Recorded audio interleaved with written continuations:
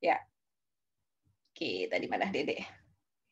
Ini kan maksud saya yang misalnya lagi dinas atau apa, bisa saya taruh aja nanti biar bisa lihat. Oke, jadi pertama yang saya harus ingetin lagi sama mahasiswa, karena nanti sampai kalian KTI nih, jangan sampai berulang kesalahannya, walaupun biasanya tetap saya ngajarin, tapi saya ingetin lah kalau kalian dongnya cepet tuh alhamdulillah banget akan meringankan tugas kami para dosen bahwa kalian tuh tidak boleh hanya memindahkan, tapi ada yang namanya paraphrasing. Apa sih paraphrasing itu? Paraphrasing adalah kalian baca nih, contoh kan ini pakai referensinya Porter Perry, pakai referensinya Toward Tonal.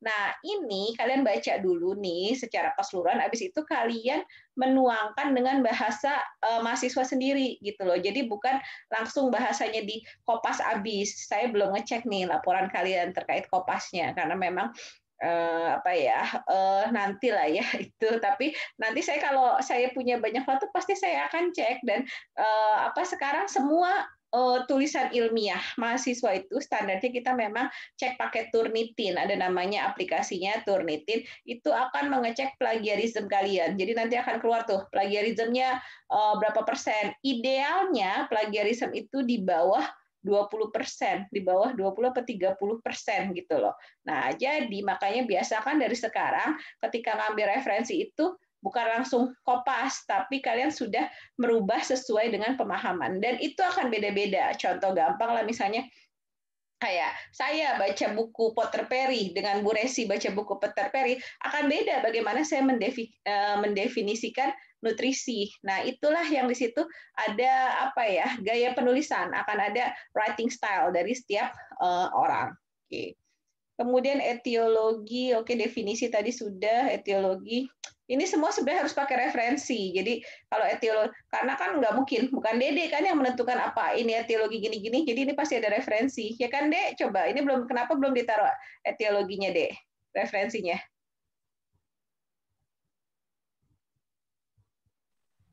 Iya, Bu, mungkin masih ada perbaikan. Oke. Saya udah lama ya nggak ketemu Dede, kayaknya kamu agak gemukan ya, Dek, ya? Waktu itu kayak kurus banget. Iya, Bu. Nah, kan? Iya kan? Kayaknya seingat saya waktu saya ngajar Sabtu itu nggak apa-apa. Itu memang PPKM ya, pelan-pelan kami melebar ya. Itu terjadi juga pada saya ya. Oke, jadi, nah kemudian di manifestasi klinik kayak gini sudah nggak masalah, tapi referensinya aja yang belum. Nah ini patofis. Patofisnya kenapa jadi ke penyakit diare deh? Ini berarti kamu langsung ke gangguan gimana maksud kamu nih?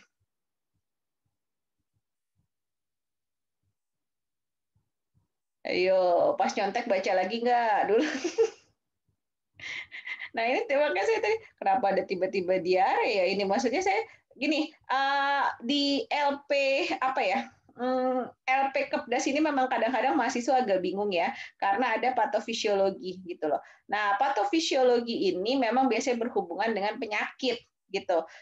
Jadi kalau saya sih biasanya mengarahkan mahasiswa gini, kalian bikin aja, kan di sini sudah ada misalnya ketidakseimbangan atau apa, nah kalian difokusin aja. Nah pada laporan pendahuluan kalian berkata-kata dulu lah ya, pakai kata-kata yang bagus. Pada laporan pendahuluan ini Mas penulis mengangkat patofisiologi berhubungan dengan ini yang merupakan apa sih yang nanti akan berhubungan dengan asuhan keperawatan pasien gitu aja gitu. Jadi kalau ini kan jadi langsung bingung, saya juga langsung kenapa tiba-tiba diare gitu loh, nggak ada kan, walaupun saya tahu memang diare adalah salah satu gangguan nutrisi kan, misalnya kan ini ada yang diare, nah ini ada, nah tapi kalian berkata-kata dulu lah 2 kalimat atau 3 kalimat supaya kita tahu oh kamu mau berfokus ke sini, karena memang kalau patofis ini kan biasanya KMB ya, pasti langsung berhubungan dengan penyakit, sedangkan kan LP Kepdas itu dia biasanya hanya general kebutuhan ya. Jadi tulis dulu satu paragraf, penulis di LP ini akan memfokuskan pada penyakit diare, di mana penyakit diare itu adalah salah satu gangguan dari kebutuhan nutrisi yang apa sih namanya kurang dari kebutuhan atau apa. Nah, itu di apa dijabarkan. Kan di sini ada nih. Diare itu ketidakseimbangan nutrisi kurang dari kebutuhan tubuh. Nah, itu jadi dijabarkan dulu satu paragraf, baru kalian masuk ke patofisnya seperti apa. Kira-kira seperti itu. Paham, Dek? Paham, Dek? Paham, Bu. Oke, yang lain mana gimana? Iresa, Tasbil, Nina. Udah ada Nina nggak tuh? Udah ada kan tuh Nina? Hilda udah pakai jilbab dia. Oke, kita lanjut ya. Wait, kita lanjut. Oke. Nah, kemudian ini lanjut ke gangguan apa dari patofisnya sudah tadi. Jadi untuk LP next minggu depan masih saya ya yang bimbing di Bunda ya. Masih Bu. Oke, ujiannya nggak di Bunda ya? Padahal saya menantikan kalian ujian di Bunda loh. Nggak ada pasien juga ya di Bunda ya? Nggak ada, Bu. Kita kuliahnya megangnya BPJS. Ya iyalah, saya pun kalau VIP nggak mau dipegang kalian. BPJS nggak ada, Bu. Jadi pasiennya berapa sekarang? Keadaannya berapa sekarang pasiennya? 17 Di, Bu. 4, Bu. di lantai 2 cuma 4, Bu. Udah gitu umum asuransi semua. Pasien nggak ada BPJS. Emang asuransinya yang high class semua? Iya, Kayaknya iya, Bu. Soalnya Oh. kamarnya Wih, glowing dong pasiennya, nyamuk kepleset ya. Iya, Bu. Namanya juga rumah sakit Bunda, Bu. Iya ya. Siapa tahu nanti kalian ketemu Ayu Ting Ting lah ya. Ayu Ting Ting sering ke Margonda kan tuh.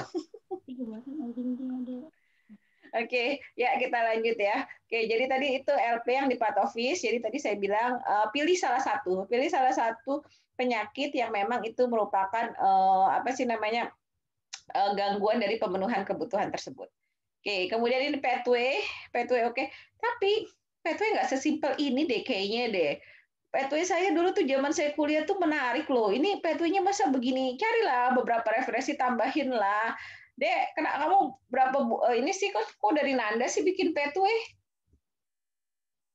Pathway itu apa sih maksudnya pathway itu?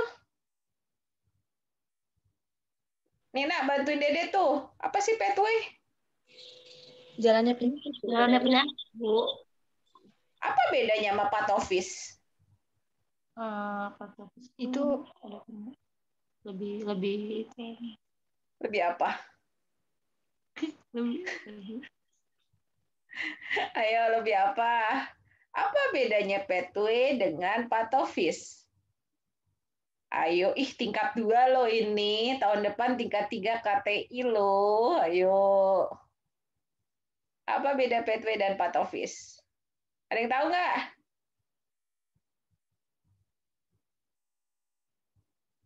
Sevianti. Ini kayaknya ada yang nggak ada nih. Berapa orang nih yang nggak masuk Tasbil? Nanti di absen ya Tasbil. Oke, Bu. Saya tahu ini yang nggak masuk juga yang nggak ngerjain kan. Saya udah tapal kelakuan kalian. Walaupun kalian banyak ternyata gara-gara online gampang saya merekap kelakuannya ya. Yang nggak ngerjain tugas itu akan menghilang di bimbingan ya. Dan anaknya itu lagi. Lu lagi itu ya kelakuannya itu ya. Nggak berubah-ubah kayaknya. Seneng gitu ya Bu Rina berisik, nggak tahu apa baterai saya mahal kalau saya berisik tuh kan nanti saya harus minum kopi kenangan, harus ngabisin voucher OVO kan sayang gitu ya. Coba kalau saya nggak berisik kan nggak kalori saya nggak terhabiskan untuk hal itu gitu. Oke. Jadi, kalian harus bisa membedakan pathway dan patofis. Kalau patofisiologi itu kan dari fisiologis. Kalau fisiologis itu proses normal. Patofisiologis berarti proses penyakit karena pato itu terkait penyakit gitu. Jadi patofisiologis adalah proses terkait penyakit tersebut. Oke, itu patofisiologi. Oke, jelas nggak patofisiologi? Oke, jadi kalau patofisiologi itu berhubungan dengan bagaimana suatu penyakit itu terjadi. Contohnya, kayak misalnya apa ya, terjadi dan bisa saling berhubungan. Contoh banget yang sering banget, yang gampang itu kayak bagaimana hubungan penyakit DM dan hipertensi. Nah, itu kita akan tergambar di patofisiologi. Jadi kan ketika orang DM, gula darahnya itu akan apa namanya? Darahnya itu mengandung gula jadi lebih kental. Karena darahnya menjadi lebih kental, tekanan darahnya itu akan meningkat. Nah, itu akan tergambar di patofisiologi. Nah, kalau pathway, dia akan menggambarkan terkait kebutuhan gitu. Jadi gangguan kebutuhan. Kalau kalian nanti sudah di KMB, kalau pathway ini perawat banget. Kalau patofis, kalau menurut saya lebih ke dokter ya. Maksudnya memang perawat pun harus paham gitu, karena memang kan nanti kita yang bantu ngasih obat, ngasih tindakan dan lain-lain. Jadi kita harus paham. Kalau kita paham patofis, intervensi apapun yang kalian lakukan ke pasien, kalian tahu apa rasionalnya. Tapi kalau pathway, kita fokus itu ke kebutuhannya. Makanya kalian lihat nih, kalau pathway itu dia harus akan ke kebutuhan, kekurangan nutrisi atau gangguan keseimbangan cairan, gangguan eliminasi. Jadi kalau pathway ini memang sudah skopnya perawat. Nah, makanya di sini yang makanya referensinya. Tapi kalau saya pun bikin pathway, saya biasanya pakai buku medical surgical, contohnya kayak misalnya yang ada apa tuh Brunner Studert, ada Black, ada Coizier dan lain-lain gitu. Jadi kalau bikin pathway ini kalau mau lebih menarik ya, kalau misalnya kalau kayak gini terlalu simple, it's not that easy gitu loh, nggak sesimpel ini. Harusnya bisa kalau kalian baca lagi Brunner Studert, kan Potter Perry, baca lagi apa Coizier dan lain. Udah pernah lihat nggak sih bukunya? Saya tanya deh, pernah lihat nggak sih buku Coizier, buku Nanda dan lain-lain itu?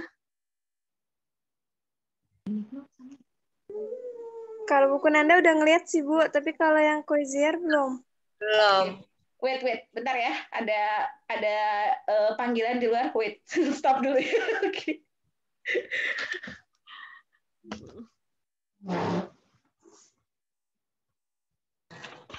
Ya, bentar. Ya, bentar. Bergadang, Bil. Ngantuk banget ya, pusing tahu palanya. Gue belum tidur sampai sekarang tahu. Sama, gue aja itu tahu. Tapi alhamdulillah selesai, Anjay. Ini keren banget. Langsung siang. Direkam tuh. Itu juga. Gue genogram bodoh amat asal-asalan dah. Teresa.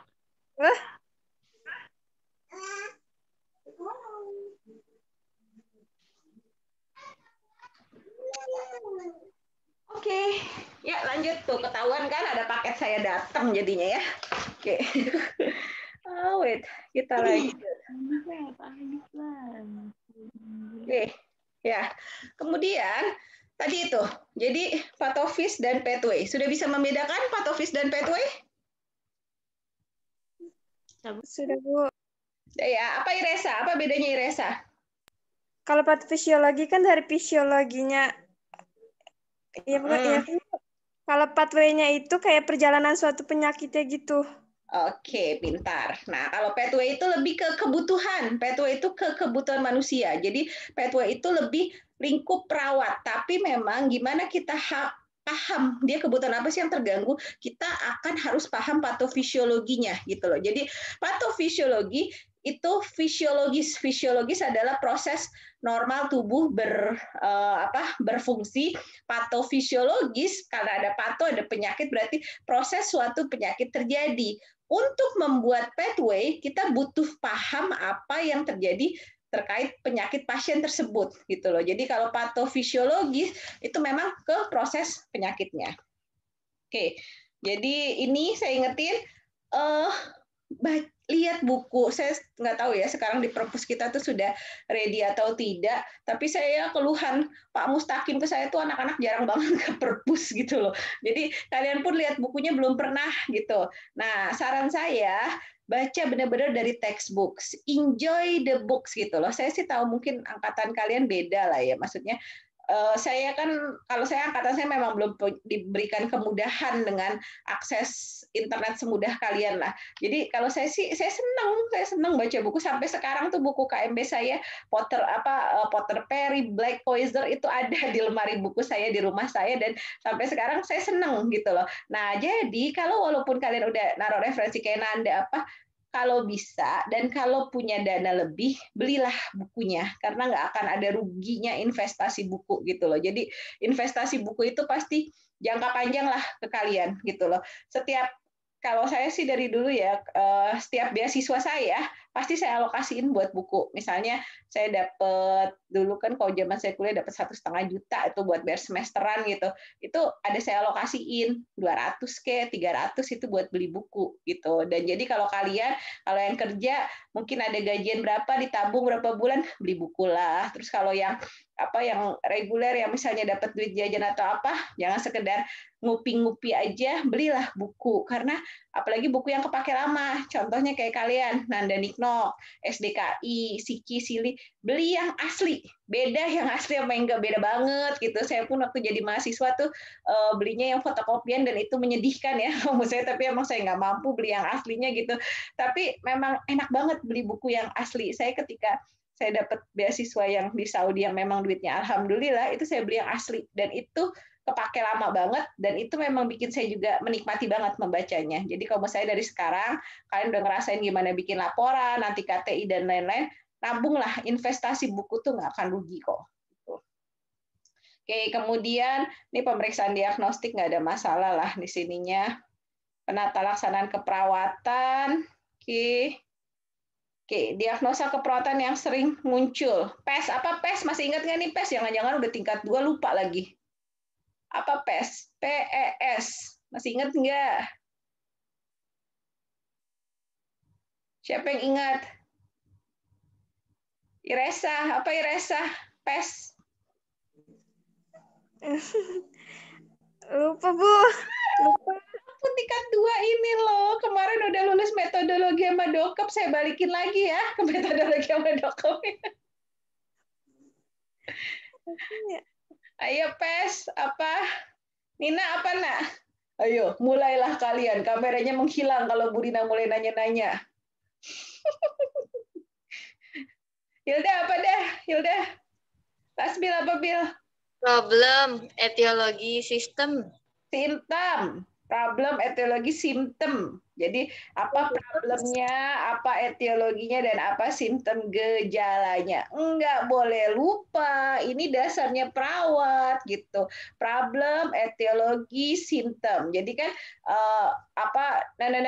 berhubungan dengan, nah itu kan problem, kemudian berhubungan dengan etiologi, gangguan keseimbangan cairan, kurang dari kebutuhan tubuh, berhubungan dengan output yang berlebih gitu. Misalnya karena kayak diare kan bisa kayak gitu, gangguan keseimbangan, ditandai dengan simptomnya, ditandai dengan turgor kulit menurun, mukosa bibir kering, mata cekung. Nah, seperti itu. Jadi harus ingat, ini harus apal mati perawat itu. Problem, etiologi, symptoms. Oke. Kemudian ini diagnosa keperawatannya. Oke, saya nggak akan tahu diskusi ini. Ini NICNOC. Oke, NICNOC. Masih ingat gimana bikin NICNOC? Ini kayaknya kasihan banget sih ya kalian. Prakteknya kapan, teorinya kapan? Udah menguap lah ya itu teorinya jadinya. Masih ingat ini NICNOC? Gimana NICNOC itu? Gimana cara bikin tujuan dan kriteria hasil? Ada yang masih ingat? Apa sudah menguap semua? Janganlah ya, jangan menguap semua. Oke, gini.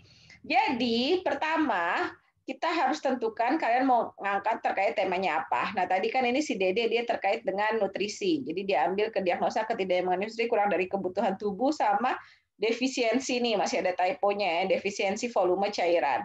Nah, kemudian NOC. NOC itu apa kepanjangannya? Nursing Outcome Classifications. Kalau NIC, Nursing Intervention Classifications. Jadi kalau NOC ini adalah tujuan dan kriteria hasilnya. Apa yang kita harapkan.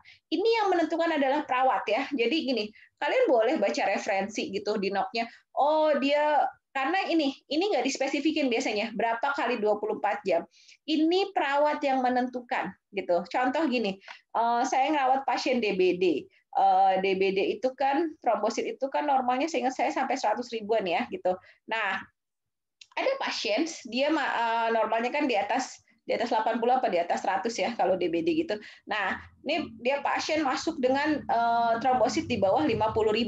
Nah, saya harus menentukan dalam berapa lama nih trombositnya saya maunya dia naik gitu. Saya akan mengestimasi dengan kondisi dia, dengan dia sudah berapa hari panas dan lain, berapa lama dia harus dilakukan tindakan keperawatan supaya pasien itu pulang. Nah, ini yang kita harus tentukan. Makanya saya bilang kalian harus detail itu di pengkajian. Kayak pasien bilang, saya demam, saya nggak mau makan.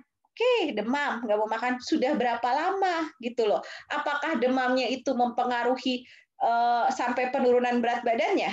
Demamnya itu cuma 3 hari, 4 hari atau apa? Nah, itu harus didetailkan supaya dia tujuan kriteria hasil dan intervensi kalian itu akan sesuai. Kalau di pengkajiannya sudah tidak detail, nanti ininya akan nggak bagus gitu. Makanya tetap proses keperawatan yang utama adalah pengkajian, dan pengkajian itu harus benar-benar detail supaya diagnosanya benar. Gitu. Oke, mungkin yang ini saya nggak mau ngulang ya, karena mikir nanti juga apa sih kita lebih enak kalau langsung di askepnya. Ini referensi juga saya belum cek banget ininya. Oke, kita langsung ke askepnya di sini. Aske pada anak. Oh, ini anak ya. Umur berapa nih, Dek? Usia 16 tahun. Oke, usia 16 tahun ya. Ya, jadi anak 16 tahun masih anak ya. Iya sih, masih anak ya kalau ini. Jadi anak G dengan gangguan pemenuhan kebutuhan dasar nutrisi. Oke, diagnosanya metode pengkajian aloanamnesa. Apa sih aloanamnesa, Dek? Pengkajiannya ditanya dengan keluarga pasien, Bu. Oke, jadi ada banyak ya metode pengkajian, tapi kayaknya harusnya nggak anamnesa doang deh. Pasti kamu ada ini nggak, TTV pasiennya nggak? Ada observasi nggak di mood, Neng? Iya, ada, Bu. Nah, ditambahin, berarti kamu dari kan anamnesa itu kayak wawancara pasien keluarganya, ada observasi, ada harusnya kan ada perkusi, palpasi, nah itu harusnya dimasukin gitu, karena semua metode pengkajiannya harus dimasukin di sini ya. Jadi kan ini data untuk merecord apa yang kamu lakukan. Oke, diagnosa medis dan nomor registrasi. Oke, ini kayaknya bisa ngisi semua ya, nama, alamat. Aduh, ini lagi si Aska sama siapa tuh ah. Oke, jangan berisik, di mute dulu, nanti suaranya berantem jadinya. Oke, nah jadi ini ada status perkawinan, ini bisa diisi langsung. Penanggung jawab pasien, siapa ini bisa kalian dapetin dari ini. Oke, keluhan utama. Oke, keluhan utama ini biasanya ada di form IGD, ya kan? Di form IGD pasien masuk dengan keluhan apa? Demam, batuk, panas. Oke, riwayat penyakit sekarang juga ini kalian bisa langsung ambil di form. Anak G masuk rumah sakit tanggal 14 Juli, keluhan demam sejak 19 Juli, batuk 2 hari yang lalu dan ada mimisan. Oh, ada mimisan. Pilek, nggak ada pilek, tidak ada muntah, tidak ada mencret, sariawan, bercak di kulit tidak ada, makan minum masih mau seperti biasa. Anak masih aktif seperti biasa, BAB dan BAK tidak ada keluhan. Oke. Riwayat penyakit dulu, sering flu, sembuh sendiri, tidak pernah dirawat. Tidak pernah menderita tifoid, tidak ada riwayat alergi obat, mengkonsumsi makanan yang ada di rumah dan makanan yang ada di sekolah. Riwayat kesehatan keluarga, orang tua pasien mengatakan tidak ada keluarga klien yang memiliki riwayat penyakit ini, nggak bisa seperti ini sebenarnya. Ini kalian harusnya nulis terkait riwayat penyakit keluarga itu, misalnya DM itu nggak ada gitu loh. Terus hipertensi ada nggak? Gitu, hipertensi ada atau tidak. Kemudian apalagi yang penyakit-penyakit yang memang menurun lah itu harus ditanyakan, dimasukin di sini. Genogram, kebiasaan ini mahasiswa ya pasti pada jarang bikin genogram. Ini harus dibikin ya, genogram. Baca itu udah ada kok di panduan Pak Heri, baca di panduan. Ini harusnya dibikin. Oke, kemudian orang tua pasien mengatakan selalu dibersihkan dan rumahnya. Orang tua pasien mengatakan rumahnya selalu dibersihkan setiap hari dan rumahnya jauh dari polusi. Nggak seperti ini. Kalau riwayat kesehatan lingkungan itu biasanya misalnya kita bisa mengatakan oke, rumah dibersihkan sih oke. Kemudian misalnya kayak terkait sanitasi lingkungan gitu loh. Tinggal di perumahan atau tinggalnya misalnya di pedesaan, kan kalau di pedesaan lebih sehat biasanya kan. Kemudian kayak terkait dia itu misalnya contoh ya, kalau misalnya nanti kalian komunitas tuh misalnya kayak menggunakan apa namanya, menggunakan WC sendiri, atau kan ada kalau orang-orang yang di perkampungan nanti kalau kalian komunitas ngerasain lah dia ada yang pakai WC umum gitu. Nah itu jadi ini dijelasin gitu loh. Jadi kita tahu lingkungan dia itu sehat apa enggak. Bukannya saya membedakan orang yang perumahan sama orang yang tinggal di kampung ya gitu. Tapi maksudnya itu kan akan mempengaruhi derajat kesehatannya. Jadi ini harus terdeskripsikan. Oh tinggal di perumahan, tinggal di rumah susun, tinggal di apartemen. Nah itu kan pasti akan berpengaruh ke kesehatan pasien. Nah, terus kalau ini juga yang kayak riwayat penyakit sekarang, oke, batuk sejak 2 hari. Ini masih kurang detail nih. Batuk sejak 2 hari yang lalu. Ini batuk apa? Batuk kering, ya kan? Batuk kering atau batuk berdahak. Nah, terus batuknya itu seperti apa? Misalnya di pagi terus-menerus. Terus batuknya apa? Saat istirahat, atau saat aktivitas. Nah, ini harus detail. Jadi biasakan kita itu mengkaji data itu in detail. Biasakan critical thinking gitu. Saya kalau KMB itu dari dulu zaman saya dari mahasiswa tuh nggak bisa ngasih data tuh cuma kayak gitu doang. Akan ditanya ini kenapa gitu. Mimisan nggak ada, pilek oke, bercak di kulit tidak ada, makan minum masih mau seperti biasa. Nah, ini juga ambigu. Apa maksudnya seperti biasa? Biasa saya sama biasa Dede itu pasti beda gitu loh. Saya bisa bilang ini biasa aja dong. Saya makan nggak ngabisin semua itu biasa aja gitu. Kata Dede nggak bisa. Kalau makan itu harus ngabisin semua. Jadi harus makan, minum habis 1 porsi gitu. Atau kalau misalnya dia nggak habis misalnya, atau makan minum habis setengah porsi. Jadi yang jelas, yang terukur, bukan makan minum seperti biasa itu nggak jelas. Oke. Anak masih aktif seperti biasa, BAB dan BAK tidak ada keluhan. Ini juga kalau kita mau jelasin harus jelas. Aktifnya itu seperti apa? Dia masih bisa aktivitas ringan, aktivitas ringannya misalnya kayak dia masih bisa masih main berapa jam sama temennya, masih apa. Nah, itu jadi harus dijelasin. Aktivitas sedang. Oke, jadi kalau dari sini aja sudah harus didetailkan. Riwayat penyakit dahulu, dia sering influenza, tidak pernah dirawat. Ya benar, biasanya kita selalu naruh dia pernah dirawat atau tidak. Nah, kalau ini anak, biasakan kita harus naruh apa? Riwayat imunisasi. Riwayat imunisasi. Atau sekarang, apalagi kalau dia berhubungan dengan COVID ini, biasanya kita akan nanya riwayat vaksinasi. Dia udah vaksinasi COVID apa enggak? Kalau sudah vaksin COVID, vaksin keberapa? Gitu. Oke, kemudian habis itu tidak pernah menderita tifoid, tidak ada alergi obat. Oke, genogram tadi diberesin, nanti aja saya nggak mau ngajarin genogram sekarang, masih banyak yang lain harus diajarin. Oke, pola persepsi dan pemeliharaan kesehatan, keluarga pasien, jika anggota keluarga yang sakit selalu dibawa ke kompleks, misalnya oke. Pola nutrisi, dia sebelum sakit, makanya 3 kali sehari, ini nih.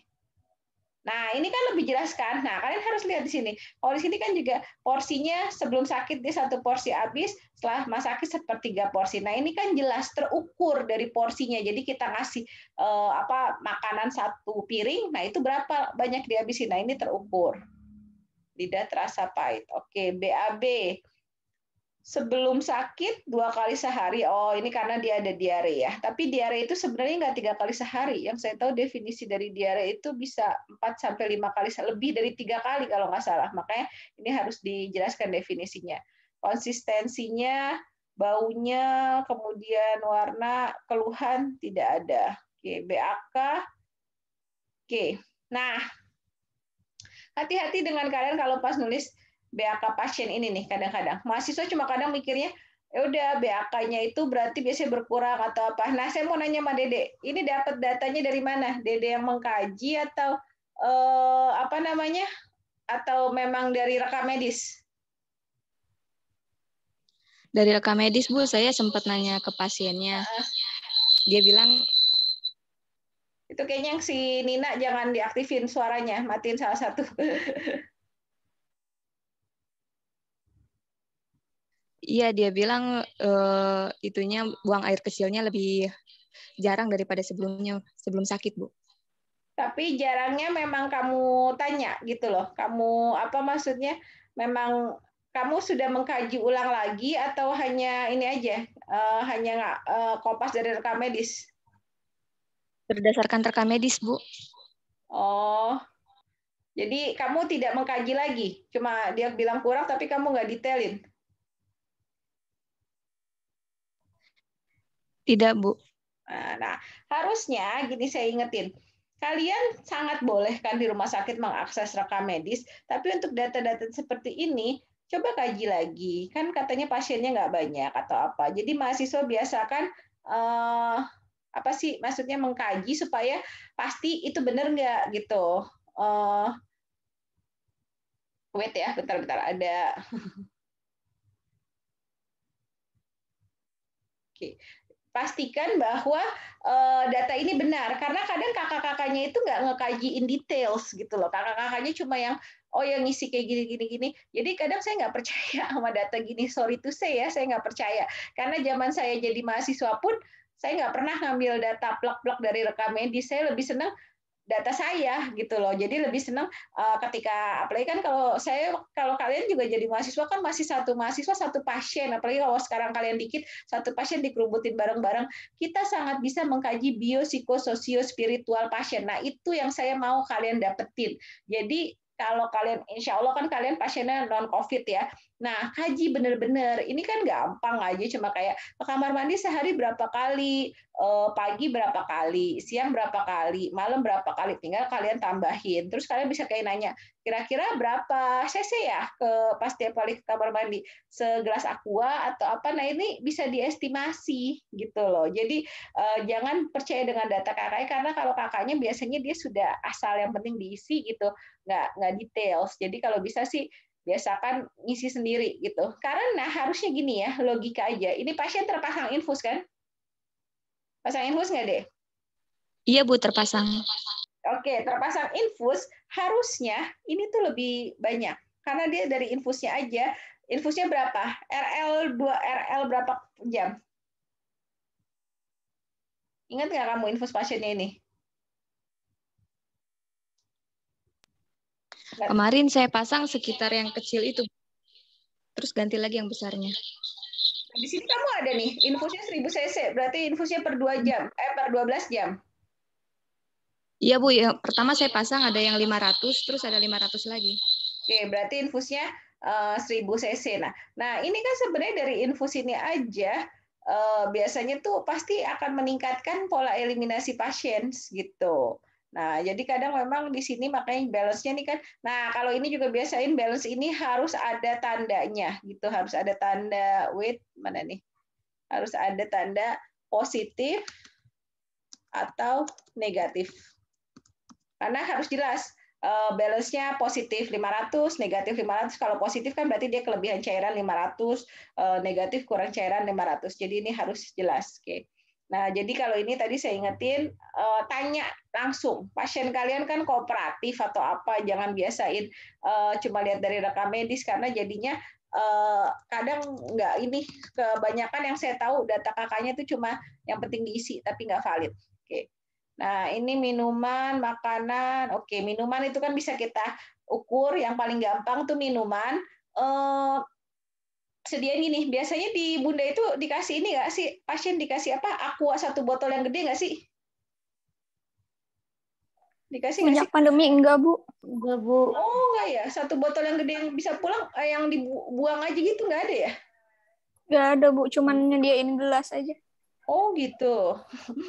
Ya udah, enggak, maksudnya berarti kan harus nanya berapa gelas yang habis dia dalam 24 jam. Biasanya kalau misalnya nggak bisa 24 jam, pagi lah, pas pagi tanya, udah minum berapa gelas? Udah 3 gelas, berapa gelas? Kan 1 gelas itu kurang kita 250 cc. Nah, jadi habis itu kita kaliin tuh. Kalau dari makanan, kita kira-kira aja lah, kayak sop-sopan. Infus ini bisa dilihat. Dia per 12 jam, per 8 jam. Kalau per 8 jam kan berarti kan infus itu 500 cc, kalau per 8 jam berarti 500 kali 3, berarti 1.500. Kalau ini berarti per 12 jam. Output ini bisa ditanya. Nah, output kan ini jadinya aneh nih ya. Di sini BAK-nya 750 cc. Di sini 1000 cc. Yang benar yang mana? Nggak sinkron kan? Gimana deh? Dari mana tiba-tiba ini jadi 1000 cc? Mana Dede? Hilang ya? Dede apa Nina nih? Ayo nih. Gimana Dek? Kenapa di atas 700 di sini 1000?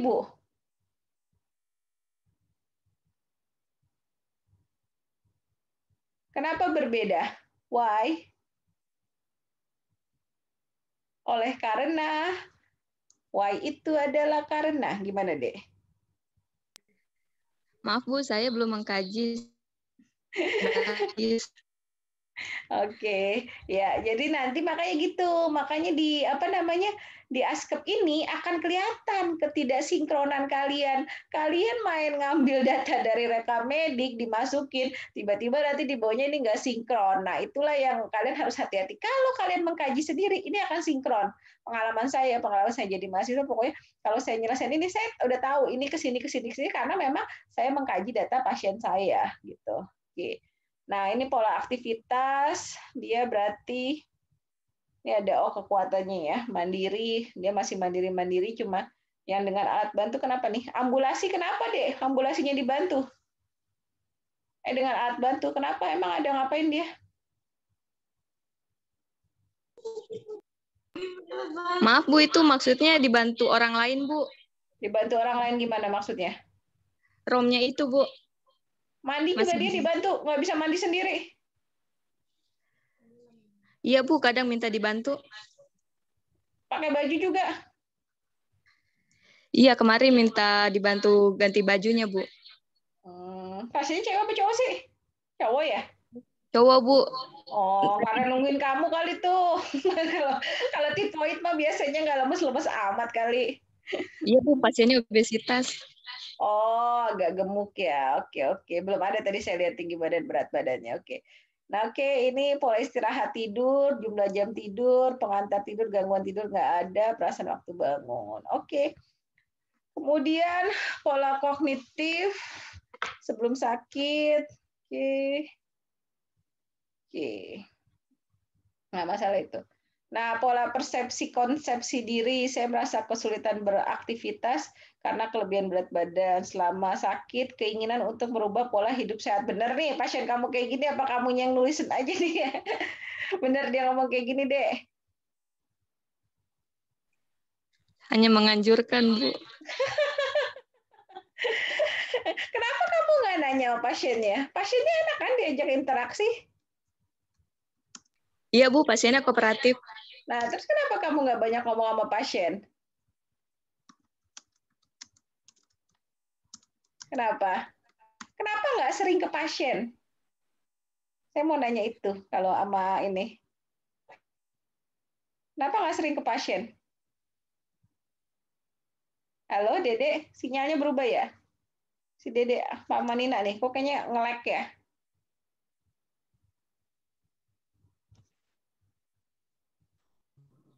Halo, udah Dek, bisa Dek? Kenapa Bentar, Dede Bu. nanya ke pasien, nggak nanya langsung ke pasien?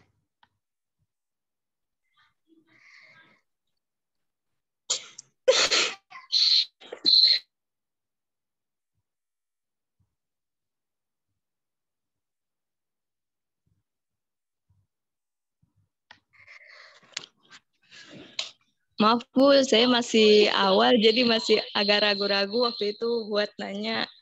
Oke, nah ini saya ingatin bukan buat Dede aja, buat semuanya.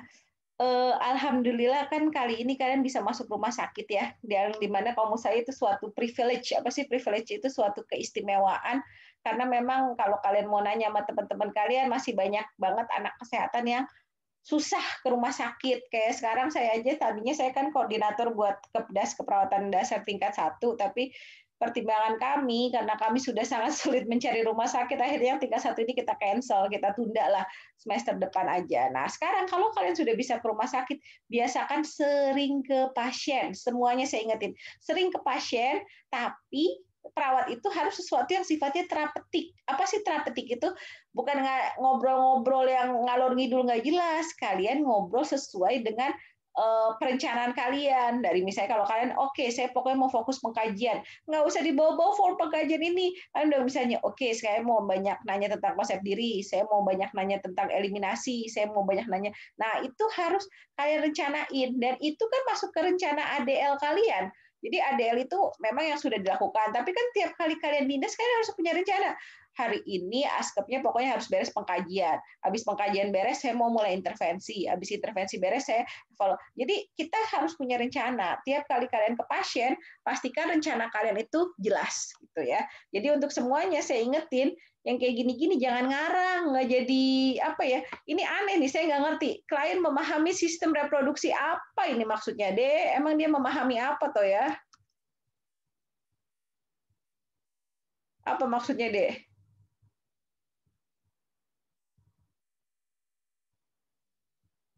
Ada yang paham nggak ini? Ini pada nulis apa, saya yang lain belum ngeliat loh. Ini bukan saya nggak nyalain Dede ya, Dede cuma buat diskusi bareng-bareng aja. Memahami sistem reproduksi. Tahu nggak yang harusnya ditulis di sini? Apa enggak yang kamu Maaf Bu, saya cuma iya Bu, saya cari referensi di Google aja Bu waktu itu. Oke, sistem reproduksi kalian tuh bisa nulis kayak gini. Klien misalnya ini kan berarti masih anak ya, belum nikah kan dia kan? Belum Bu. Oke, berarti kayak misalnya ini klien masih berada pada usia anak dan belum berhubungan, tidak mempunyai hubungan seksual secara aktif gitu. Ini biasanya berkaitan dengan kayak gitu. Kalau misalnya dia sudah menikah, kita bisa nulis bahwa dia klien sudah menikah dan melakukan hubungan seksual aktif. Nah, itu bisa kalau kalian deket ya sama pasiennya, ini kan agak-agak pertanyaannya agak-agak mendalam ya. Kalian bisa tulis kalian ininya apa Ibu udah nikah, berhubungan seksualnya rutin atau tidak. Tapi itu kalau kita sudah deket sama pasien kita. Kalau kalian belum deket sih jangan ditanyain kan. Makanya di sini belajar bagaimana mengkaji data.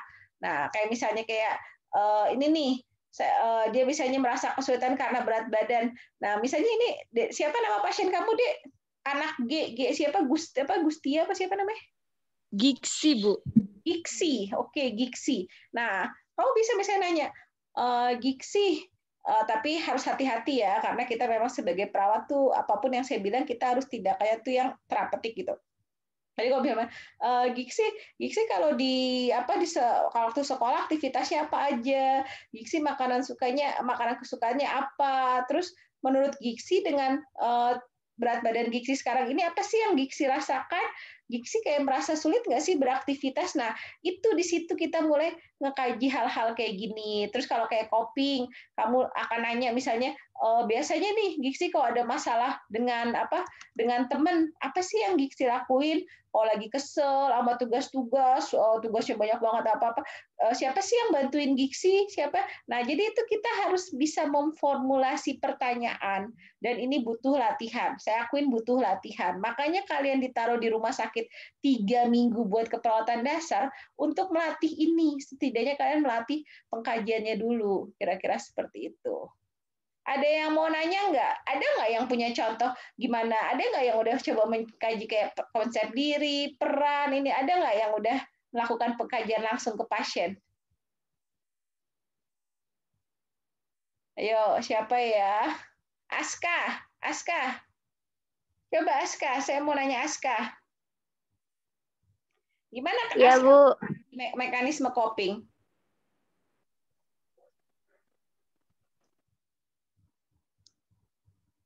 Ayo, gimana Aska mengkaji mekanisme coping?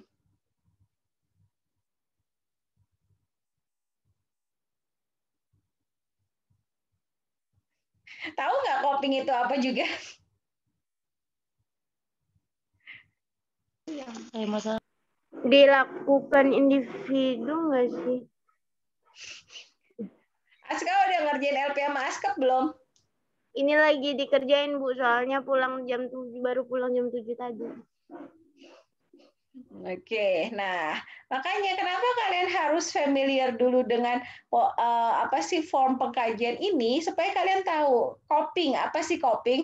Mekanisme coping itu adalah suatu mekanisme bagaimana seseorang itu menghadapi suatu masalah. Coping kan ya maksudnya how you cope gitu. Bagaimana saya menghadapi contoh misalnya ketika saya punya apa ya saya berantem nih contoh banget gitu saya berantem sama Bu Resi gitu saya beda pendapat saya bilang Bu Resi kenapa sih apa sih maksudnya misalnya apa Bu Resi nggak mau ngurusin anak bimbingannya yang benar jadinya kan ke saya gini-gini saya berantem gitu. Nah berantem misalnya orang ada yang mekanismenya ada yang fight ada yang flight gitu. Fight itu dia berantem konfrontasi. Kalau konfrontasi misalnya saya jawab omong sama Bu Resi.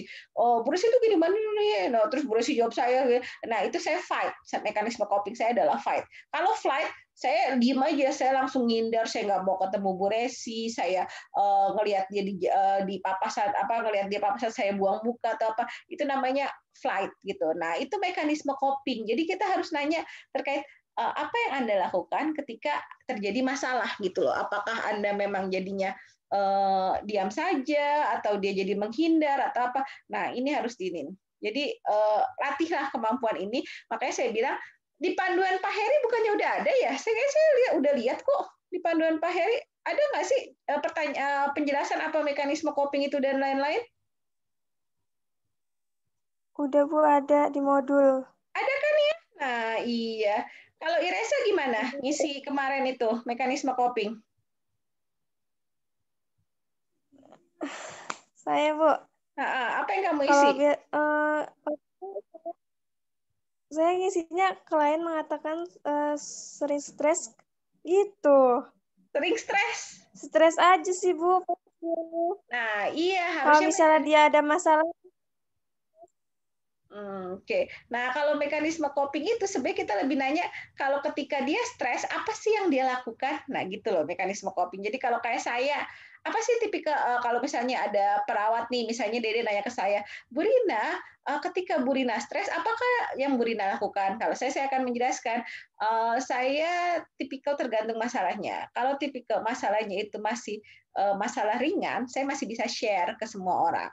But if it's hard for me gitu loh, hard kalau saya mendigest pun saya sulit, itu biasanya tipikalnya saya akan ada fase saya flight dulu, saya akan lari dulu, saya menghindari, jadi saya hibernate dulu dari semua orang gitu, saya harus memikirkan dulu what should I do next gitu, karena saya khawatir kalau saya mempunyai masalah berat dan saya tidak bisa mengontrol emosi saya dengan baik, itu saya memberikan efek negatif ke orang. Nah, itu kan jadi saya bisa menjelaskan saja saya misalnya Dede nanya, Bu Rina, apa yang Bu Rina lakukan ketika Bu Rina punya masalah? Saya akan bilang, oh iya Suster Dede, saya kalau masalahnya masih ringan saya bisa cerita ke orang Sus, tapi kalau masalah saya berat biasanya saya saya berdiam diri, saya biasanya sendirian dulu, saya mikir dulu, kemudian saya analisa dulu saya lebih seperti itu, saya nggak terlalu suka berantem langsung konfront ke orang, saya nggak seperti itu.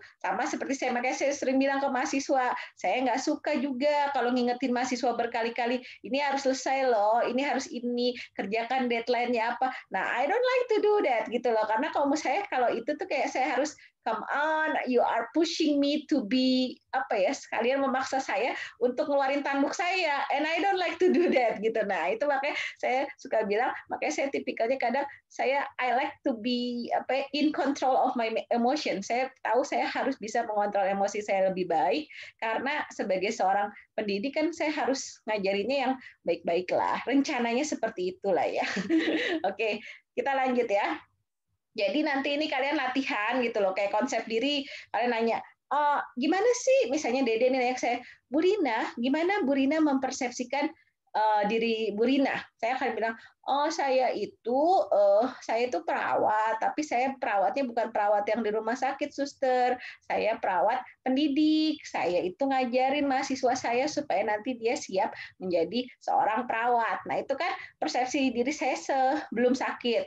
Nah ketika sakit, nih misalnya nauzubillah gitu ya, saya sakit nih kayak sekarang kan lagi banyak orang-orang isoman gitu. Misalnya, oh Bu Rina sekarang ternyata kena ini loh, kena COVID gitu. Nah, gimana Bu Rina mempersepsikan diri? Saya bilang, nggak masalah kok, saya walaupun dengan isoman, karena saya masih bisa ngajar anak-anak saya masih bisa apa namanya, tetap bimbingan, tetap ngasih nilai dan lain-lain, karena walaupun saya dengan sakit ini, saya nggak berubah kok konsep diri saya tetap merasa bahwa saya adalah seorang perawat pendidik. Nah itu jangan langsung ditulis kata-katanya, tulis dengan bahasa kalian gitu loh, jangan langsung semua pasien boleh sih, tapi lebih disingkat lah gitu supaya lebih detail. Kemudian juga pola hubungan peran. Nah di sini misalnya Dede nanya, Bu Rina, siapa sih misalnya Bu Rina itu apa sama keluarga itu deket nggak? Nanti saya akan bilang, iya suster, alhamdulillah suami saya kita tinggal bareng, kemudian saya juga sama orang tua juga berhubungan baik ini, jadi saya juga bisa komunikasi dengan baik dengan orang tua saya.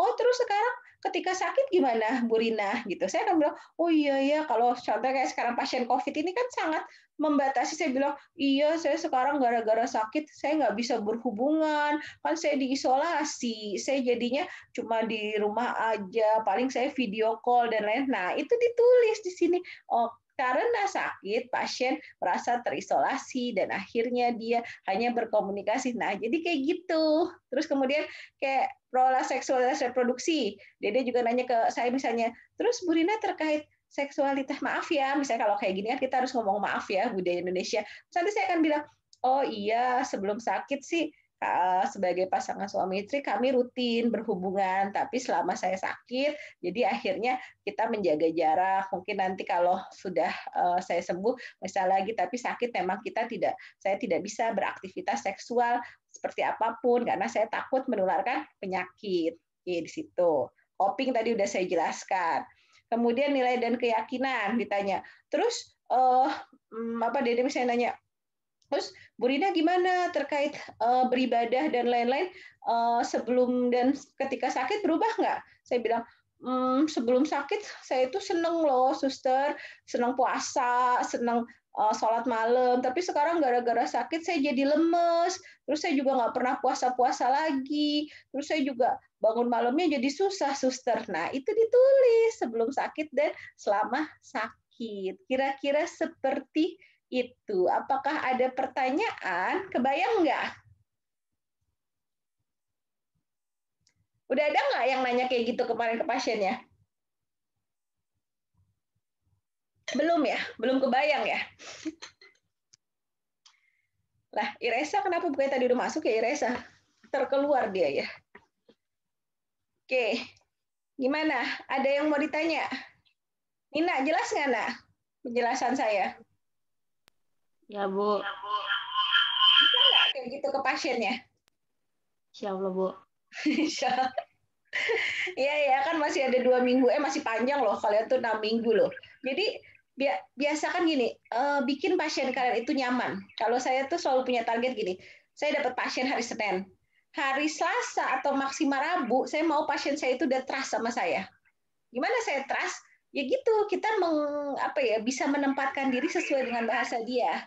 Gitu. Jadi contohnya nih, kalau misalnya pasiennya anak-anak masih muda kan itu tadi pasiennya si Dina tuh masih 16 tahun. Di mute. Nih. Ini suaranya ini nih feedback suara Dina. Nah, kemudian jadi kalau kita bisa membahasakan itu, pasien itu akan trust. Jadi kan kalau Dede kan bisa lah ya dengan pasien 19 tahun, kalau menurut saya kamu ngerti lah bahasa generasi mereka. Nah, lakukan pengkajian dengan cara seperti itu. Makanya saya bilang nggak usah bawa form pengkajian, karena saya nggak mau kalian tuh saklek dengan format pengkajian itu. Tapi gimana kalian mengkaji data itu sedikit-sedikit. Jadi kalau saya tuh tipikalnya, saya tuh kalau praktek itu saya pasti bawa note, saya lihat, oh ini saya udah dapat, ini saya udah dapat, saya ini udah dapat, ini yang belum. Jadi tiap hari itu saya udah punya rencana apa sih yang mau saya lakuin gitu loh dengan pasien saya. Oke, kemudian tadi ini udah ya pengkajiannya, nilai keyakinan. Nah ini pemeriksaan fisik, ini kalian sudah bisa melakukan kepala. Oke, Tadi memang kalau yang kayak konsep diri apa itu kadang agak susah sih. Jadi itu butuh jam terbang memang. Oke, kemudian oke. Ini bentuk kepala, kulit kepala bersih, rambut hitam, tidak ketombe, tidak ada rambutnya, tidak ada nyeri tekan, tidak benjolan. Mata, palpebra, konjungtiva. Yang mana konjungtiva itu? Mana konjungtiva? Bisa tunjukin konjungtivanya yang mana konjungtiva? Ya, Bawah. konjungtiva itu Yang di sini. bawah mata warna Bawah pink. mata, Bu. Gimana normalnya warna konjungtiva? Pink. Pink, ya, merah muda. Kalau anemis berarti dia biasanya HB-nya rendah. Nah, ini yang harus dilihat. Kalau perempuan itu gampang kok anemisnya. Kalian perhatiin aja, kalau kalian lagi haid, itu biasanya di sininya agak anemis, agak nggak pink dia itu, lebih agak pucet. Jadi kalian perhatiin aja, apalagi kalau perempuan kalau lagi haid hari pertama, hari kedua, itu lebih mudah cenderung anemis. Sclera, kemudian pupil isokor. Apa pupil isokor? Apa maksudnya? Apa maksudnya pupil isokor? Paham nggak? What is pupil isokor? Oops. Ayo, siapa yang tahu apa pupil isokor? Pupil isokor itu sama gitu loh. Jadi dia sama ukurannya gitu kan, kayak diameter. Nih juga harusnya ada nih diameter kiri kanan berapa nih? Kayaknya dalam milimeter deh. Lupa ya. Ibu itu gimana, Bu, kalau nentuin diameter kiri kanannya, Bu? Ada standar normalnya. Baca diameter kiri kanan itu pakai pen light. Kalian majuin, mundurin pen light kalian. Jadi kan di nursing kit itu ada tensi, ada pen light salah satunya. Jadi maju mundurin ini kalian akan lihat diameternya maksimal berapa. Kalau nggak salah cuma berapa milimeter ya? Cuma berapa? Kalau pada pasien meninggal itu baru yang bisa sampai 1 cm. Kalau pasien meninggal, mau kalian maju mundur, itu nggak akan ada reaksi. Dan 1 meter, dia sudah melebar pupilnya itu. Nah, jadi kan kita salah satu tanda pasien meninggal itu kan biasanya pakai pen light. Kalau udah pakai pen light, dia itu udah melebar, ya berarti itu pasiennya udah lewat gitu. Makanya kalau dia masih pupilnya membesar mengecil, nah itu berarti dia masih bagus ininya. Oke, jadi nanti ini lihat ya, diameter kiri kanan itu ada kok standarnya itu, kalau nggak salah 1 atau 2 mm, saya lupa deh ini. Menggunakan alat bantu, hidung simetris kiri tampak bersih, tidak ada nyeri tekan. Mulut, nah ini juga nggak ada kayak gini, saya nggak suka kayak gini, nggak ada ngisi pengkajian kayak gini, tidak ada kelainan. Apa maksudnya nggak ada kelainan? Harus jelas, mulut, rongga mulut bersih, tidak ada bau mulut, giginya gigi geligi gimana, ada pasien yang ompong, nggak punya gigi apa, harus jelas. Ini nggak jelas kalau tidak ada kelainan, harus didetailkan. Tidak ada bau mulut, nggak ada kuning-kuning, apa tuh kita ngomong apa, jigong atau apalah maksudnya, itu harus dibahasakan supaya kita nggak ngerti saya kalau cuma tidak ada kelainan. Telinga simetris kiri kanan, pendengaran baik, nyeri tekan dan bersih. Oke. Leher tidak ada pembesaran kelenjar tiroid. Leher oke lah. Simetris juga biasa ditaruh di sini nih, simetris lehernya. Karena ada orang yang lehernya tuh nggak simetris loh. Pernah nggak sih merhatiin kayak gitu? Jadi kayak lehernya itu kayak, misalnya kalau orang yang obes banget kan, lehernya tuh kayak nggak kelihatan atau apa. Nah itu juga. Oke. Paru-paru tidak ada keluhan sesak, dada simetris kanan kiri, tidak ada benjolan. Nah, ini kan, Dek, kamu metode pengkajiannya Dek, inspeksi palpasi auskultasi, berarti di atas tadi ditambahin karena kamu melakukan inspeksi palpasi perkusi auskultasi. Ini dilakukan atau rekam medis kah? Nurse Dede, Suster Dede.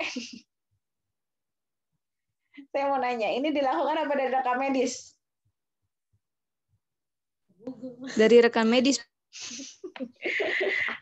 Kalau data rekam medis, ini data ketika pasien kamu baru pertama kali masuk, dan itu biasanya tidak valid karena itu pasien masih menderita gangguan. Makanya saya bilang, kalian ketemu pasien dari Selasa, Rabu, Kamis, Jumat, harusnya kalian sudah melakukan ini sendiri, bukan dari data rekam medis. Kan kemarin di Kepres sudah belajar pemeriksaan fisik dan lain-lain. Nah, ini dilakukan pada pasien kalian gitu. Jadi ini saya mau nanya, suara nafas vesikuler, suara jantung nggak vesikuler, suara jantung itu apa? S1, S2 atau apa. Nah, ini kenapa begini semua? Udah belajar KMB kan? Udah belajar KMB belum? Udah. Nah, kalau suara jantung itu gimana nih? Nggak kayak gini ngisinya. Jadi harusnya kayak ini saya tahu banget nih data dari IGD kayak begini ya. Jadi kalau auskultasi suara jantung 1 terdengar, suara jantung 2 terdengar gitu. Kemudian perkusi redup, palpasi tidak ada nyeri tekan, simetris kanan kiri tidak ada pembesaran jantung. Nafas oke, vesikuler. Gimana coba suara nafas vesikuler? Tahu nggak sih kalian gimana suara nafas vesikuler? Gimana suara nafas yang vesikuler? Kemarin pasiennya di auskultasi nggak dikit-dikit acan gitu. Berapa hari deh kamu megang pasien deh? 3 hari Bu dari pertama tanggal 14. Nah, terus ada nggak kamu auskultasi dia? Dengerin suara nafasnya? Ada nggak? Cuman hitung pernapasannya aja Bu.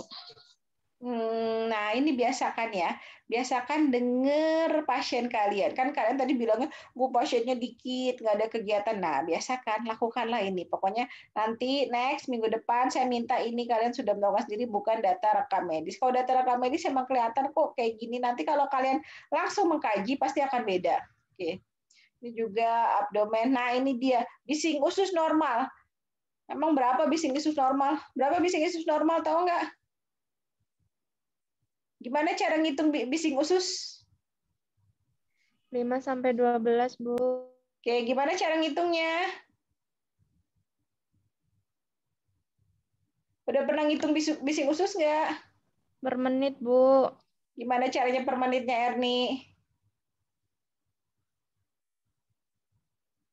Ditaruh di mana di stetoskopnya? Di bagian perutnya, Bu. Iya, jadi di stetoskop kita taruh di perut, misalnya kayak dekat-dekat pusar atau apa, kita dengerin suaranya ada kruk kruk kruk kruk gitu. Kruk kruknya itu berapa kali dalam 1 menit. Normalnya ya beda-beda, ada yang 5 sampai 12, ada yang 8 sampai 10 atau masih range segitulah. Jadi nanti ini langsung diisi bising usus berapa dalam per menit, langsung kayak gitu. Jadi ini diperbaiki lagi sesuai yang detail. Oke, kekuatan otot. Ini beneran nih, Dek, kekuatan ototnya berkurang gara-gara tipoid. Perasaan saya tipoid 2 kali nggak gini-gini banget deh. Ini data kamu apa data medis?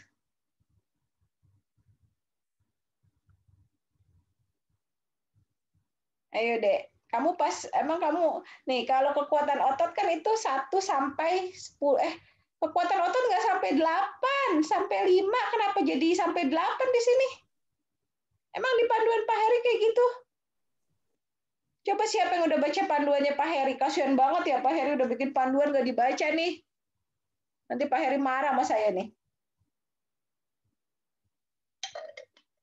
Yang saya tahu kekuatan otot itu sampai 4 loh, nggak sampai 8. Dek, dari mana ini 8, Dek?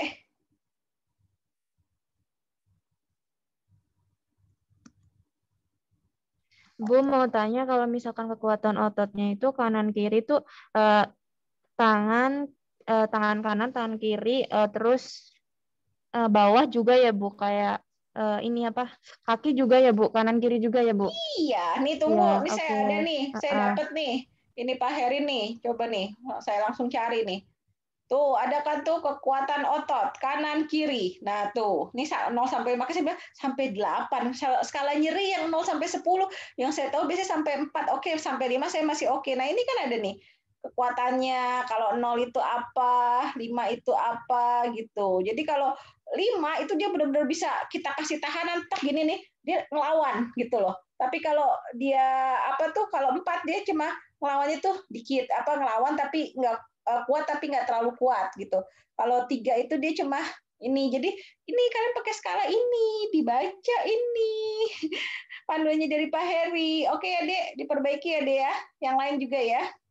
Iya, baik Bu. Oke. Kasihan loh, Pak Heri lama nih bikin modul ini. Saya tahu nih, saya gangguin Pak Heri pas bikin modul ini. Terus dia fokus sekali mengerjakan modul ini untuk kalian.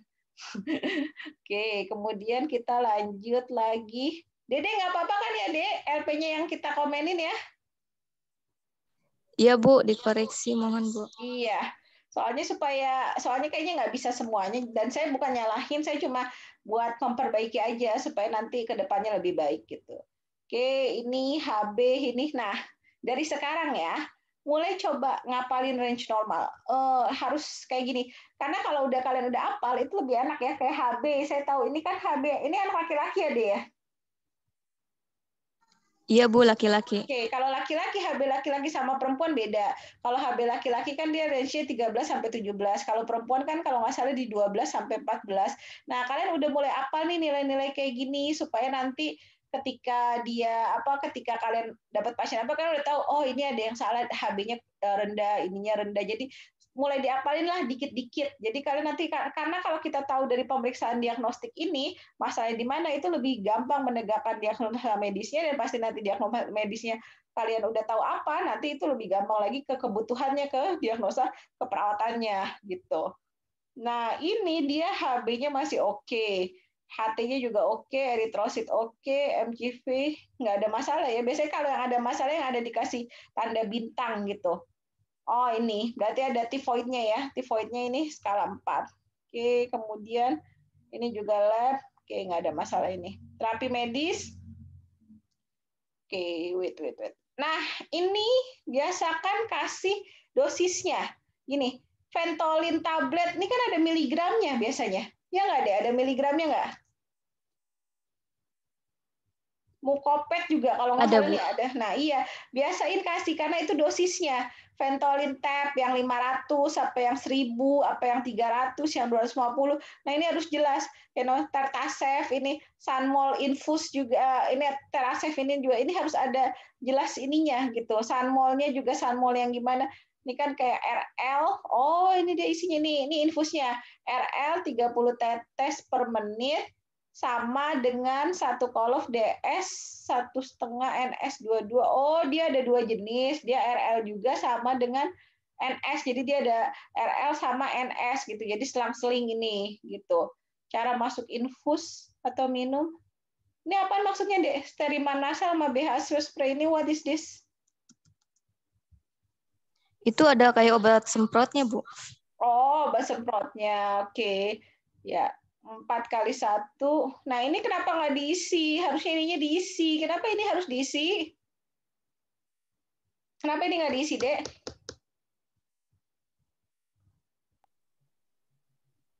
Maaf Bu, masih kurang mengerti.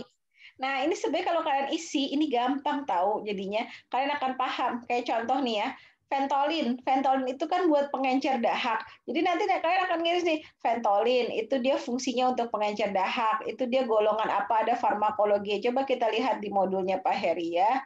Share screen. Oke, wait. Yang obat ya. Kok langsung ke diagnosa ya, belum ada ininya ya.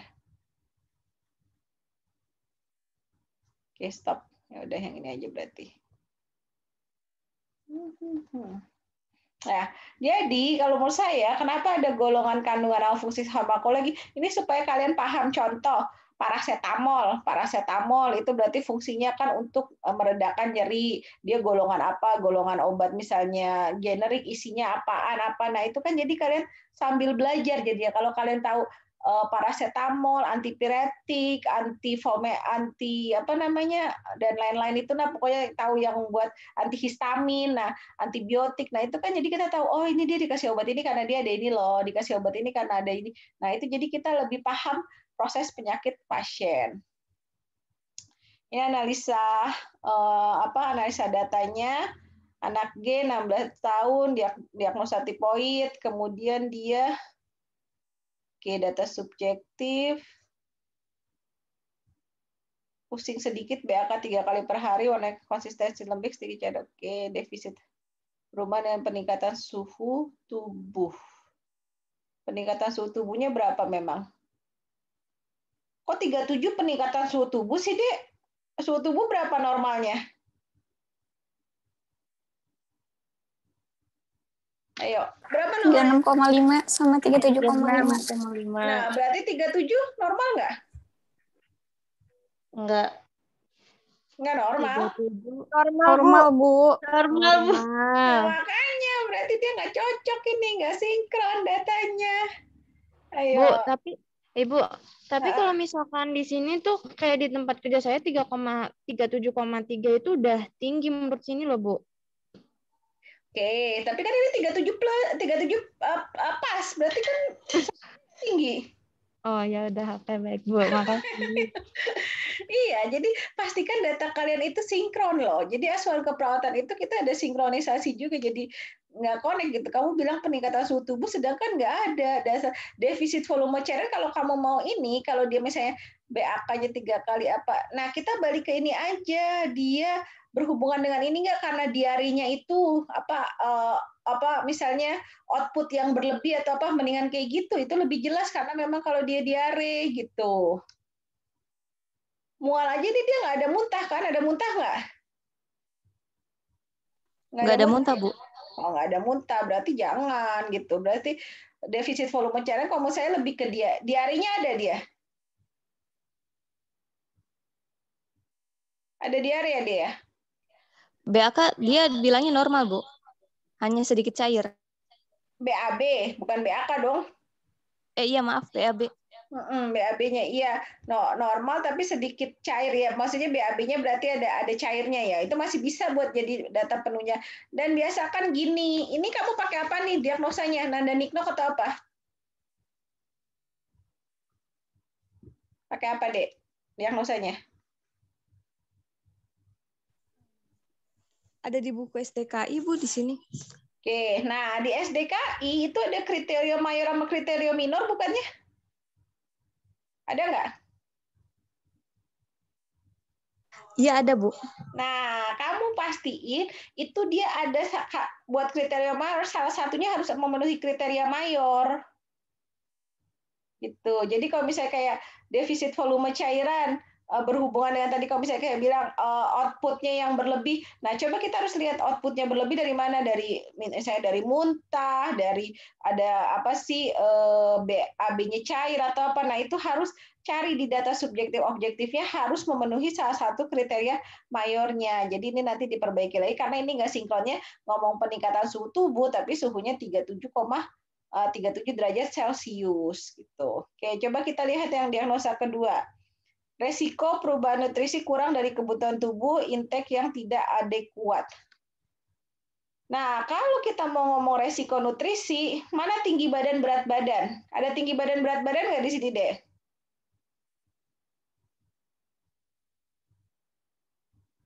Maaf, Bu, data itu belum dilengkapin. Ya, nah kalau nutrisi ujung-ujungnya kita harus naruh tinggi badan berat badan sama IMT. Jadi kalau ini belum ada, berarti juga nggak bisa narik ini. Oke, berarti diagnosa ini masih tetap harus dibenahi juga.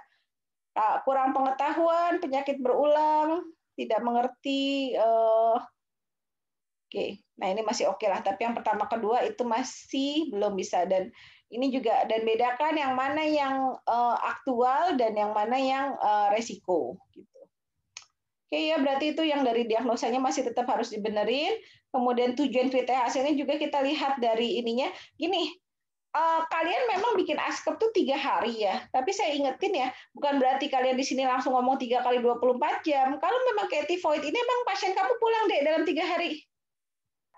Belum, Bu, belum pulang. Nah, ya udah bikin aja 5 kali 24 jam. Kalau memang ini penanganannya dalam 5 hari atau jadi jangan gara-gara kalian bikin askepnya itu 3 hari semuanya dibikin 3 hari gitu kan jadi aneh kalau kayak gitu. Jadi biasakan sesuaikan dengan kondisi pasien. Kayak misalnya kalau pasien stroke ya, pasien stroke kalau dia sudah tidak kesadarannya somnolen atau apa, saya bisa bikin ini 7 kali 24 jam atau apa kita sesuaikan dengan keadaan pasien. Nah, itulah nursing itu ya, ada caring and art. Oke.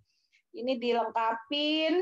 Terus juga biasakan tujuan sama kriteria hasilnya ini kamu pakai Nandani pakai SDKI SLKI itu ya, Sili ya, deh ya. Iya, Bu. Oke, dipilih ya. Jadi pilih yang mana yang sesuai dengan kondisi pasien. Ya, kalau kayak ini masih oke nih, tanda-tanda vital oke, status hidrasi, intake output seimbang, konjungtiva. Kok masa konjungtivanya pengen anemis sih? Konjungtiva ini dong, jangan anemis lah dia. Masa kriteria hasil konjungtivanya anemis?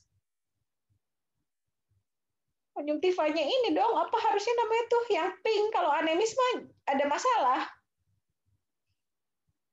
Ya, coba diperbaiki lagi ya, ini ya. Kemudian observasi tanda vital klien, oke, tanda dehidrasi, oke, monitor, tetesan infus. Nah, ini sesuaiin. Emang kamu tadi kamu nggak 10 tetes per menit ini deh. Ini dari data pasien kamu sama apa enggak tadi yang di atas? Wait nih. 30 TPM ya, Bu? Nah, iya, disesuaikan. Makanya saya bilang nggak bisa kalau ngerjain renpa itu nyontek. Kalau kalian ngerjain nyontek akan nggak sinkron ya kayak gitu. Nanti di infosnya apa, di ininya apa, jadi nggak sinkron. Nah, ini juga minum banyaknya. Kalau ini masih bisa kali ya 3000 cc per akhir ini. Nah, kalian kalau kayak minum banyak hati-hati pada pasien jantung. Pasien jantung nggak bisa langsung dibilang 3000 cc, ada juga kelelep nanti jantungnya pasien jadi gangguan. Jadi apalagi pada pasien ginjal. Nah, jadi kita harus lihat yang mana yang cocok pada pasien kita. Ini kayaknya kalau obat-obatan sudah di ini nih ya. Sudah disesuaikan nama Dede. Oke, kemudian ini tadi nutrisi. Nah, ini kalau nutrisi tadi saya belum sesuai. Soalnya kata Dede, pasiennya itu obes. Kalau pasiennya obes nggak apa-apa dong. Dia turun 1 kilo, 2 kilo malah lebih bagus. Ngapain kita ngangkat resiko nutrisi? Padahal memang pasiennya harus menurunkan berat badan. Itu harus kita pertimbangkan. Jadi ya, kita harus melihat data pasien sesuai dengan keadaannya. Kemudian kenapa jadi cemas deh? Kamu kagak ada ngambil diagnosa cemas nih, contekannya nggak sinkron nih. Cemas tidak terjadi padahal kamu di atas diagnosa kurang pengetahuan kan? Tuh, nggak sinkron kan? Penyakit berulang nih. Penyakit berulang berhubungan dengan kurang pengetahuan, tiba-tiba di bawahnya cemas. Ada juga diharapkan pengetahuan akan meningkat, bukan orang tua tidak cemas. Oke, Sus Dede sudah mengerti, Suster? Iya, mengerti, Bu. Oke, tindakan keperawatan, implementasi, ini di tanda-tanda vitalnya, kemudian kompres, oke lah. Kayaknya itu dulu ya, pengkajiannya kalian benerin dulu sama diagnosa itu aja, kayaknya memang belajarnya harus pelan-pelan, yang ininya nanti aja lah saya detailinnya. Ada pertanyaan kah sampai di sini?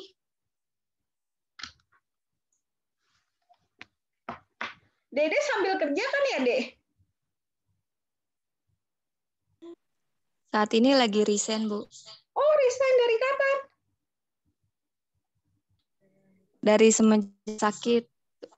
Sakit bulan apa? Maret. Iya, Bu. Dede emang kapan sakit? Saya nggak tahu pas Dede sakit. Pas lagi kena COVID, Bu. Oh, kena COVID ya. Alumni COVID tahun berapa kamu? Februari, Bu. Oh, banyak kok. Tenang aja, itu kayaknya memang sudah kayak digilir ya. Banyak banget. Oh, jadi sekarang Dede lagi nggak kerja ya? Iya, Bu. Oh, Nina kerja apa nggak sih? Enggak, Bu. Oh, Nina nggak kerja. Siapa di sini yang kerja? Erni doang? Sama Listia ya? Listia kerja ya? Sama Listia, Bu. Oh, Listia juga kerja. Oke. Ya, mungkin saya ingatkan ya sama teman-temannya yang kelas reguler, bisa nanya sama teman-temannya kelas karyawan bahwa kerja sambil kuliah itu berat. Berat nggak, Erni? Dibilang berat banget, Bu. Kalau ini capeknya itu lebih dan lebih banget. Istirahat kita juga, jarang ada waktu. Istirahat 1 hari, 1 jam aja itu udah bersyukur banget, Bu. Jadi harusnya kalau teman-teman regulernya sampai nggak ngerjain tugas tuh kebangetan ya, Erni ya. Padahal cuma tinggal kuliah doang ya, Erni ya. Iya bener, apalagi ini bener-bener harus semangat banget kalian. Kita aja maksudnya yang kelas karyawan ya pengen kuliah gitu, banting tulang apa segala macem, sendiri cari uang kerja, maksudnya sendiri gitu. Kalian yang maksudnya sama orang tua kalian gitu, bener-bener kuliah tuh harus baik-baik banget gitu Erni lah. ya, Iya, bersyukur ya. Bener, Bu. Bersyukur banget. Oh iya, udah gitu Bu Rina nge-WhatsApp suka dicuekin ya nih ya, dibaca doang, nggak dibales-bales sama Bu Rina. dia harus WhatsApp saya berulang-ulang, kasihan deh Erni. Soalnya saya kadang baca, habis itu saya terdistrak, ya udahlah saya lupa jadinya ya. Jadi makanya Nggak apa-apa, Bu. teman-teman yang lain belajarlah gini. Kalian belajar itu kan nggak harus dari orang yang pintar atau apa, tapi ambillah insight-nya gitu. Kalau kalian lihat teman-teman kelas karyawan yang kerja kuliah kayak gitu aja, komitmen tanggung jawab sama tugasnya buat ngerjain tugas, masa yang kelas reguler yang tinggal udahlah dibayarin, cuma tinggal ngambil ilmunya sebanyak-banyaknya, tapi kok tidak memaksimalkan, jadi ruginya 2 kali gitu loh. Udahlah rugi. Kalau kelas karyawan, oke mereka dapat duit pas kerja. Kalian kan belum dapat duit, pasti minta duit, tapi masa dapat ilmunya juga cuma dikit kan, jadi ruginya 2 kali. Jadi pinter-pinterlah bikin prioritas, pinter-pinterlah ngatur waktu gitu loh. Kalau alasan 1001 mau kalian buat, saya yakin kalian bisa membuat alasan itu. Saya dulu juga mahasiswa kayak kalian, jago saya bikin alasan, tenang aja lah ya, jago saya. Oh ini Bu, dinas malam Bu sinyalnya jelek Bu, apa whatsoever gitu loh. Tapi alhamdulillah ya, sebagai seorang dosen saya pun bisa membedakan yang mana alasannya yang benar-benar sama yang bohong gitu ya. Jadi ya biasain bertanggung jawab lah. Saya juga udah nggak mau, oh ini gini, capek lah ya, udah tingkat 2, apalagi nanti kalau udah tingkat 3. Saya mah kalau udah pas KTI, anaknya masih kayak begitu juga, ya udah tanggung jawab masing-masing aja. Saya hanya jangan paksa saya meluluskan kalau Anda tidak pantas lulus gitu loh. Jadi kalau saya sih kayak gitu aja. Kalau saya sudah ngajarin berkali-kali dia nggak nurut, ya udah, hidayah kan bukan dari saya juga jadinya. Oke, jadi itu untuk LP dan askepnya yang belum mengerjakan, ya terserah sih, udah lewat deadline saya ya. Kalau emang nggak mau ngerjain, ya udah saya tinggal nanti nyetor nilainya ke Pak Heri, saya tinggal bilang, yang ini nggak pernah ngerjain Pak Heri, saya nggak ngasih nilai, kayak gitu aja sih palingan. Oke, ada pertanyaan kah? Jadi saya sekarang sudah nggak mau banyak berisik-berisik lah ya, energi saya mau di eman-eman gitu.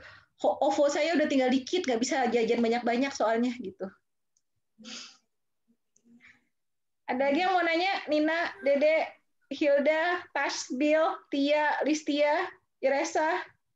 Ibu, aku mau nanya. Ya boleh, apa, Neng? Untuk LP dan ASKEP kan nanti Ibu koreksi ya? Insya Allah, saya lihat ya. Kenapa? Nanti Ibu kirim lagi kan ke kita buat jadi revisi gitu. Mau semuanya ya? Ibu cuma koreksi satu-satu kayak Dede ya? Ya, nggak apa-apa Bu, biar jadi pelajaran aja gitu Bu, buat nanti LP selanjutnya. Gitu. Oke, berdoalah pacar saya nggak gangguin saya ya. Kan waktu pacaran saya ya palingan Senin ya, gitu. Jangan berharap di Sabtu dan Minggu ya, gitu. Baik Ibu, terima kasih. Oke, insya Allah saya usahakanlah supaya kalian jadi proses belajar gitu. Kalau Dede tadi udah tahu kan ya Dede ya, apa yang harus dibenerin gitu. Nanti ini kan saya record, saya taruh di YouTube aja. Jadi kalau kalian mau ngulang atau apa bisa belajar sendiri-sendiri gitu. Iya, Bu. Oke, ya apalagi? Ada lagi yang mau nanya? Tia, Hilda itu gimana, sehat Hilda? Alhamdulillah Bu. Ibu Hilda, mau nanya dong. Sakit nggak boleh masuk ya kamu beneran ya Hilda. Semuanya sih ya, kalian kalau sakit nggak boleh masuk, terutama Bumil. Saya nggak mau ada, nanti saya merasa bersalah kalau Bumil tiba-tiba sakit. Siap Bu. Kenapa Hilda? Ibu maaf mau nanya, kalau untuk LP yang kedua sama ASKEP yang kedua, deadline-nya hari apa ya Bu kira-kira? LP itu tuh harusnya di hari Senin loh, semuanya tuh beres ya. Kenapa sih LP aja ngerjainnya lama banget Bu? Ya udah gini aja, kita minggu depan mau bimbingannya 2 kali, hari apa aja? Kita bikin kesepakatan itu dulu deh. Selasa Jumat apa Rabu Jumat? Rabu Jumat. Oke, kalau Rabu Jumat berarti saya kasih deadline LP-nya hari Rabu, ASKEP-nya hari Jumat. Gimana? Do you agree? Setuju Bu. Oke. Sabtu. Lumayan masih Sabtu. Nah, tuh kan tetap aja Sabtu, seneng banget sih gangguin waktu pacaran saya. Tolong ya, saya pacaran tuh pasti ngeliat. Bu. Aduh nggak apa-apa Bu, nanti suami saya nongol nih. Aduh tolong ya, jangan gangguin istri saya. Ya udah. Rabu Jumat, jadi LP-nya hari Rabu, ASKEP-nya hari Jumat. Oke, hari Rabu kita diskusikan lagi LP-nya. Saya mau lihat LP-nya udah ada perubahan nggak nih. Terus nanti Askepnya, kalau misalnya askep kan tadi baru satu tuh, askep Dede yang saya discuss.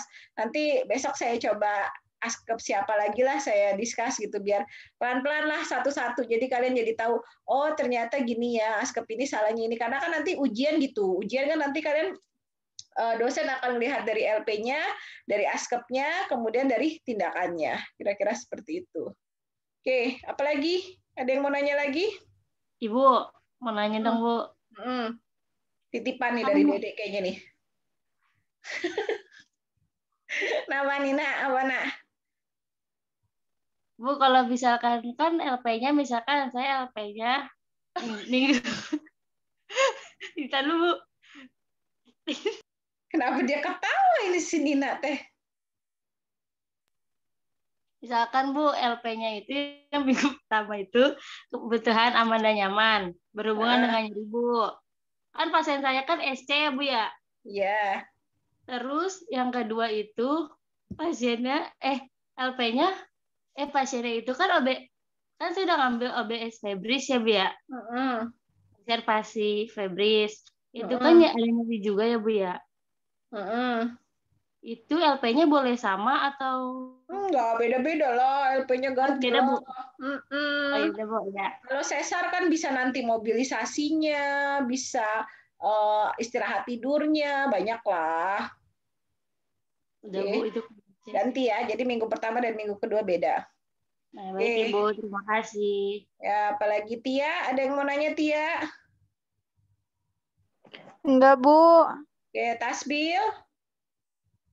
Enggak, Bu. Saya suka deg-degan dapat WhatsApp-nya Tasbil, pasti ada yang diminta nih sama saya sama Tasbil nih. Makanya saya suka nanti saya kalau yang saya tahu ada yang diinin, saya bukannya nanti bikin saya deg-degan jadinya.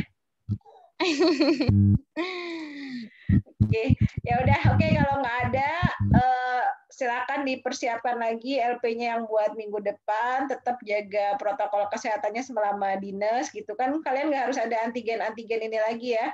Jadi ya pokoknya jaga kesehatan aja lah. Kena COVID nggak enak kan ya Dek ya? Tuh udah ada alumni COVID nih di sini. Sesek, Bu. Siapa aja yang udah pernah COVID di grup ini? Dede doang? Ada lagi nggak yang lain? Iya. Apa Tasbil juga pernah? Pernah. Oh kan, Tasbil gimana gejalanya? Sesek juga? Enggak. OTG? Iya. Nah, ya pokoknya intinya ya kita tenaga kesehatan kita tahu bahwa COVID ini ternyata memang sekarang lagi pandemi, tapi memang we need to live with this COVID. Kita memang harus hidup bersama, berdampingan, tapi asal dia jangan menginfeksi kita aja ya. Jadi ya pokoknya pintar-pintar jaga kesehatan, dan saya ingatkan lagi, praktek kalian tuh panjang di Bunda, 6 minggu kan, ini baru 1 minggu ya, jadi masih 5 minggu lagi. Jaga kesehatan, tugas-tugasnya dikerjakan dengan baik gitu. Nggak usah bikin-bikin alasan banyak-banyak, kasihan juga, bohong itu dosa, nanti jadi nambah-nambahin dosa ya. Jadi dikerjain aja gitu. Nego-nego dikit oke, tapi kalau deadline-nya alasan dikerjain Bu, lagi diinin Bu, ini entah sampai kapan, ya udah, saya mah tinggal nanti ya udah tingkat 2. Saya sudah memberikan pengarahan dari tingkat 1. Kebanyakan nanti saya ngasih ininya, nanti jadi wah Bu Rina berisik banget gitu ya kan, saya juga nggak mau seperti itu. Oke, saya rasa cukup sekian. Selamat istirahat. Kalau pas Sabtu Minggu istirahat ya udah istirahat dulu gitu, nggak usah semuanya dipikirin, nggak usah galau-galau sekarang, nggak usah terlalu banyak. Ini kalau Sabtu Minggu bisa tidur siang atau apa, silahkan tidur siang dulu gitu ya. Oke, kita screenshot dulu kali ya, boleh ya? Ayo coba diaktifin kameranya. Screenshot lah ya, biar saya ketahuan kerja. Saya kan mau laporan nih sama Buka Prodi gitu. Weh, saya Sabtu kerja totalitas banget nih ya, Bu Rina. Ciela.